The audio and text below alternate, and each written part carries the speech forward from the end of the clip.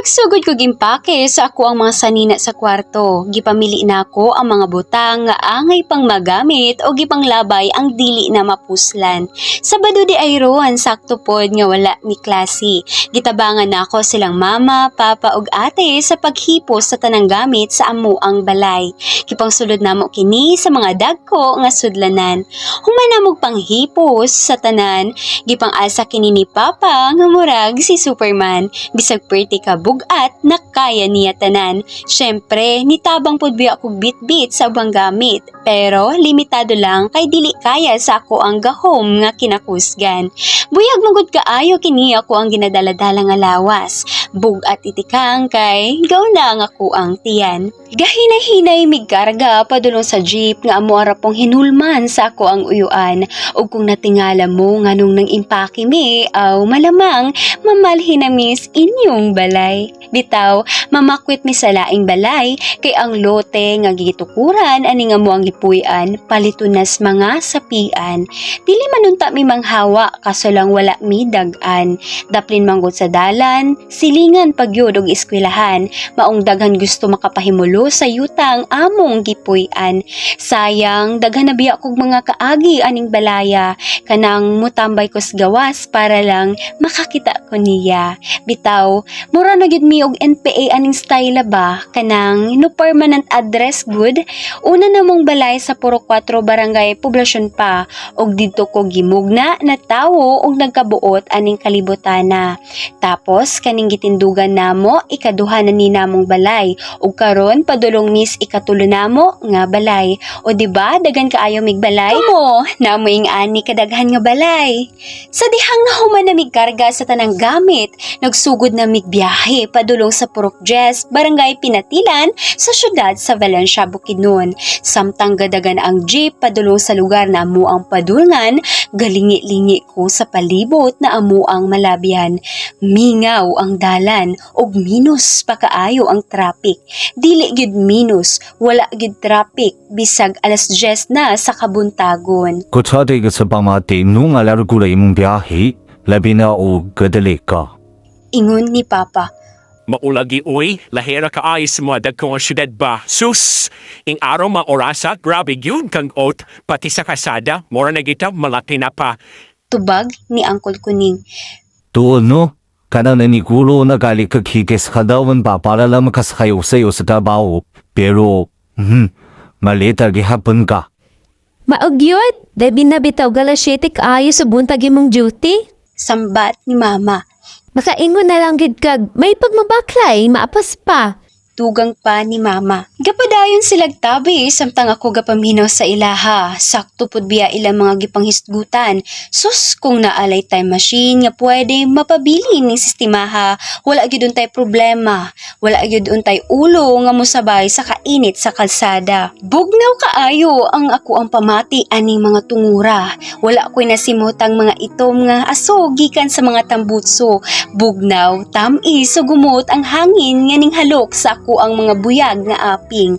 Bisag ang mga kanal ug ang mga imbornal humot pas alkampor nga naas kabinet sa ako ang mga apuhan. Wala ko'y maingon nga negatibo kundi ang kalimpyo o kahapsay nga kinabuhing Valenciano.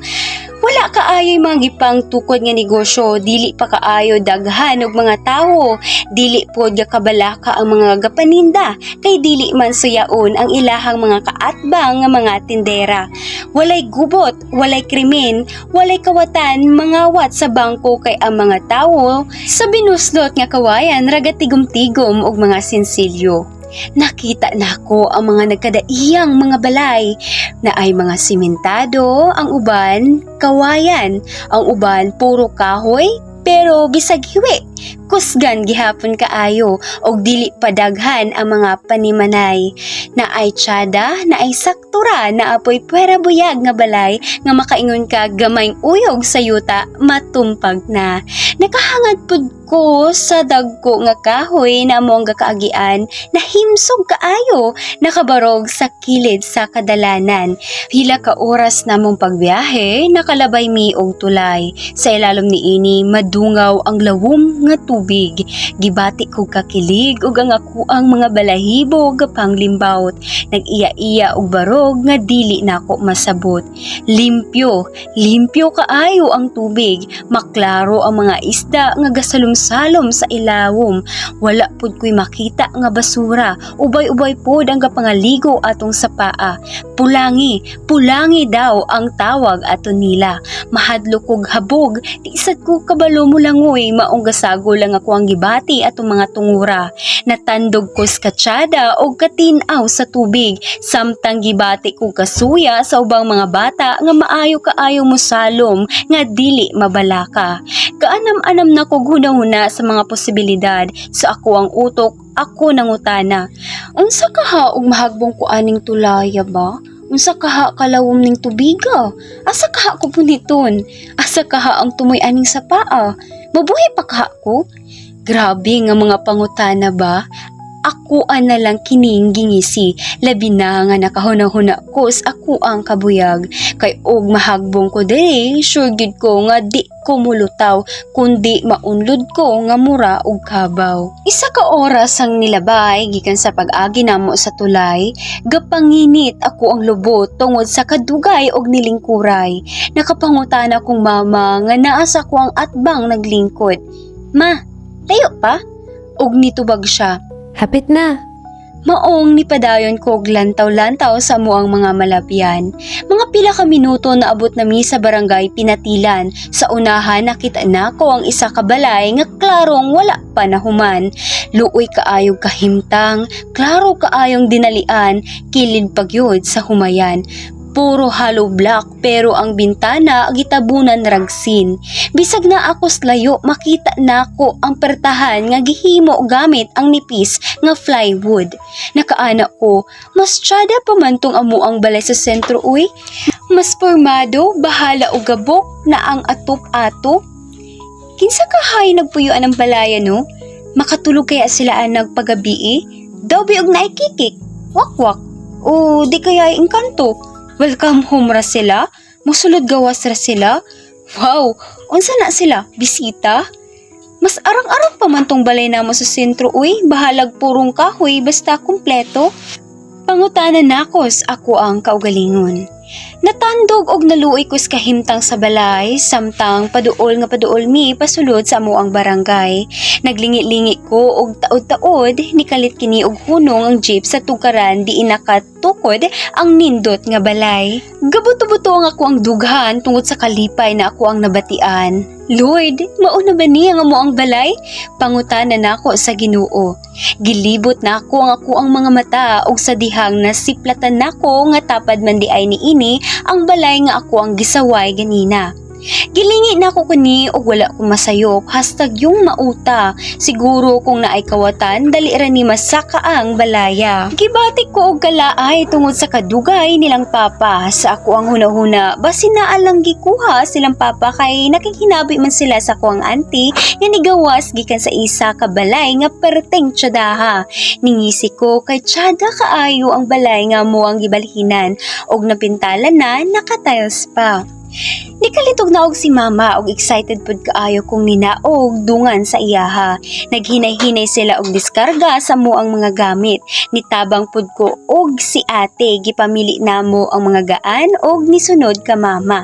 Samtang excited kong gasubay sa dalan og asa padulong si mama ni anam-anam pud kabugat ang apo ang gibati kay nitipas iyahang mga lakang sa wala. Wala ra pud ko nangutana kay di man ako makita og tarong ang dalan kay gaduko ko kadaghan sa bato nga ako ang giagian. Basin unya og na ako'y madam-agan ulaw kaayo makita sa chicks nga naa sa mo ang atbang. Giasa og gilukdo manggod nako ang gikuha na kong gamit sa jeep maong tiil ra gyud ni mama ang ako ang ginasundan. Naay giablihan si mama og nisulod siya. Sa kununahuna mauto ang gate. Pila ka tikang Inaog na ang mga gamit dong. natingala ko kay puro man yuta ang amo ang gitamakan. Naasa kong hunahuna, doble di ay ang amo ang gate. Ganina raman kog binaklay, wala pa man ko'y nakitang semento nga salog. Even gali, wala pasad ko'y natamakang tiles. Pero sa way pagduha-duha ni sunod kong mama. Kay good boy biya ko. Gibutang nako ang ako ang mga dala. Pagtaas nako sa ako ang nawong, dako akong katingala. Kaya nga mo ang balay, mauday kini ang ako ang gisaway ganina. Mauto natubag rapod nako ang ako ang mga pangutana. Nitingog si mama. Mauni na to ang balaydong. Wala na ko nitubag kay naulaw ko sa ako ang mga gipang sulti ganina. Nakaanak ko sa akong utok, gaba na ba ni Lord? Samtang gahinay-hinay og pasulod sa gamit ang ako ang pamilya, gilibot na ako ang amuang balay, nagsugod ko sa sala, medyo dako pudi ay ang sulod, yuta lang ang salog.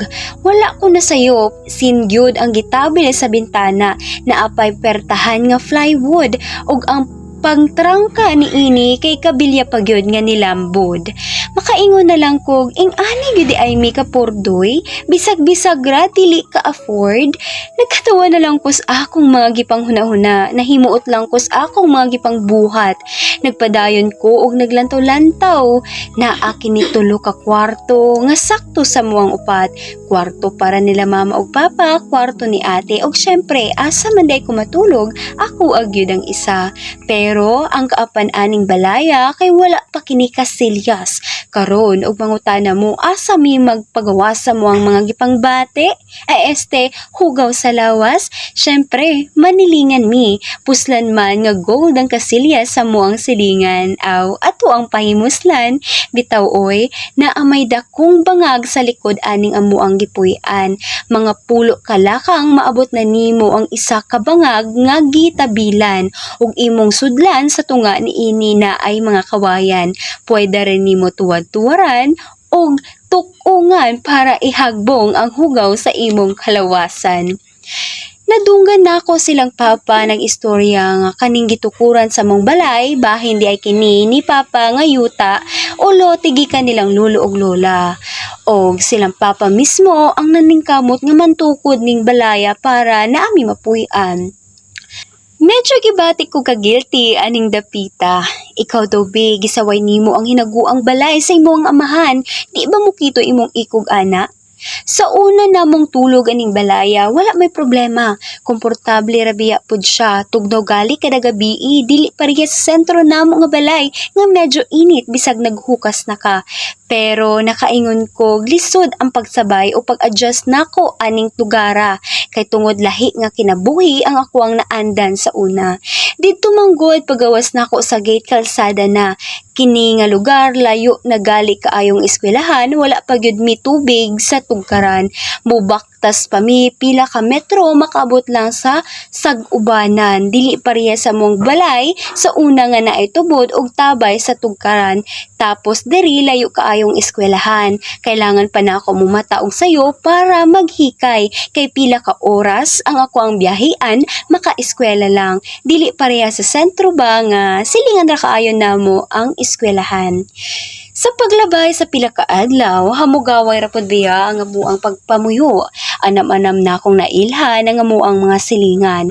Daghan-daghan pud biya mga bata nga kuang nakasabay sama ra pud sa ako ang kaidaran. Mo-graduate ay gihapon sa elementarya. Maong daghan ra pud biya kog mga kadula. Naingnan na bata mo nga halos sa mong mga silingan kay mga igagaw og paryente ra namo maong mas gipili sa akong mga ginikanan nga diri mo puyo. Aw, karon nakaingon ako ayaw na mo sige pangutana. Sabado sa gabi, mga 8:00 sa takna human sa mong panihapon. Nisulod ko sa kwarto para magpahulay. Wala man gud mi TV, maong sayo mga tulog sila mama. Sa silingan ragali ko galaag para lang makilantaw og salida. Dili pa sad uso ang cellphone maong wala gyud ko'y lingaw. Maong ato nga gabi una, nihigda ko sa akong banig, gipiyong nako nga akong mga mata, pero nga ko ang dunggan gapaminaw sa kasikas sa sala. Nitong tugog alas 9, alas 10, alas 11 sa gabi, mingaw ang gawas. Wala na'y mga lihok na akong madunggan sa sala pati sa kusina. Kay sila mama o papa nisulod na sa ilahang kwarto para matulog na. Ni kalitog bunok ang ulan sa gawas maong samot katugnaw ang ako ang kakabatian. Nagbukod kog habol samtang gapaminaw sa palibot. Bisag unsaon na akong piyong dili gid ko katulog. Bisag unsa ako ang posisyon dili gid ko katulgon. Taod-taod na ay nanuktok. Wala rato na ako kay basin giabrihan na ra ni Papa. Pero pila ka oras na agihapon ko'y nadungog. Pero dili na normal nga pagtuktok tungod kay dungan ni ini na ay ning lagubo sa likod. Nakulbaan ko kay wala ko'y madungog nga tingog sa tawo o ang tingog sa tsinela sa pagbakta sa palibot. Ang amuang duha ka iro kusog kaayong gaawol kanang ungol nga murag naa sila'y nakita nga dili ingon nato. Sabay sa bugat ug kusog nga bunok sa ulan, kidlat ug dalugdog. Wala ko kasabot sa ako ang gibati, ni aksyon ko kabalaka, ang ako ang mga unod nagdiaiya nagpangurog, akong tughan gabuto-buto, ang tibok na akong lawas gitakigan sa kahadlok, samtang ako ang mga mata gapiyong og nagampo. Nalisang ko pag-ayo sa dihang naay ni Kalit og sa amo ang atop. Diha tungod sa ako ang kwarto. Gilantaw o gipaminaw na ako kini. Bugat ang kada tunog nga ginabili ni ini. Duha ka beses kini nitamak sa atop og kalitrang kahanaw. Mao'y rason nga sa pagawas ako ang mga dagko nga singot. Nahilom kadyot ang palibot. Sa dihang ni kalitrag pagkadakong lagubo sa ako buang pertahan nga plywood. Ang ganina nga tuktok na pulihan na kini og isa ka kusog nga lagubo. Kanang murag na ay gibundak nga gamit o gilampo sa moang pertahan.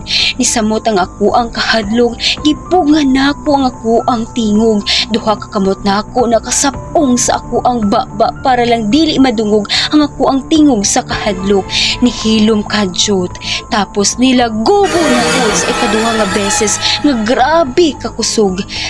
Gapaminaw ko, kapaniid ko nga makamata sila mama o papa, pero wala, tulog mantika gid kaayo sila. Human sa ikaduha nga lagubo ni sunod ang isa pa nga pinakakusog. Grabe na akong panguro ug dili na nako mapugan ang hinay nga tingog nga gagawa sa akong baba. Tingog sa kahadlok, kabalaka ug kapangurog. Labi na nga sabay sa lagubong akong nadunggan na ay mga tingog sa nagkadaiya-iyang mga tamak sa gawas. Nga nahimong rason nga naay miagas sa ako ang ubos. Nabasa ako ang higdaanan, nabuslot yata ang amuang atop ug ako kining gihangad. Pero nasayra na ako nga wala kini bangag. Ako na lang kining gipasagdan, dali na akong gisampungan ng ako ang duha ka mga dunggan, taod-taod ako ang nabatian nga gaagas ang parat-parat nga tubig gikan sa ako ang mga mata, samtang nakatingkungkong sa bugnaw nga banig, pati akong unlan hasta nang basaa tungod sa tubig nga nigawa sa ako ang mga mata, parat-parat pud biya siya. Grabe na akong ampo, samtang gapiyong ang ako ang mga mata, dili na ko ganahan maminaw sa mga kasikas sa gawas. Maong ni kanta na lang ko, amahan na mo nga anaa sa mga langit. Karon pagid nako na memorize kanta ni sa baccalaureate namo sunod adlaw. Grabe gihapon na akong pangurog samtang gapiyong ang ako ang mga burot nga mata. Pagmata nako buntag na. Dali-dali kong nibangon og naniid nilang mama. Gusto ko mo istorya nila pero mahadlo ko kay dili man ko anad mo istorya sa ilaha. Nidiretso ko sa amo ang pertahan na og nakita na ako ang mga lakra nga murag gibunalan og pala na ay mga garas nga murag agi sa paglambos og kambras. Pertin na akong kulbaa, nagsagol na ang ako ang mga gipanghuna-huna. Nakapangutana na lang gud ko sa akong kaugalingon. Naabay multo nga gagamit og pala? Di po ba guro to wakwak o makadaog ba ang wakwak sa pala? O dili to wakwak sa lugar to manananggal? Kadaog di manananggal og pala nga katunga raman sila, di ba? Wala na ko kasabot sa ako ang gibati hangtod sa Hoy, Darwin! Pagsita ni ate, nagunsa makadara? Niduol siya sa ako Naunsa man ang mata nimo, perti man ang hubaga. Gakatawa nga pangutanan niya. Gaduha-duha ko og tubag kung isulti ba nako ang nahitabo gabi. Maong gilantaw na lang nako si ate, pero murag wala raman sa iyaha. Maong gipasagda na lang nako kay basin damgo rato nako. Nikalito gabot si Papa og nakikinabi kay Mama.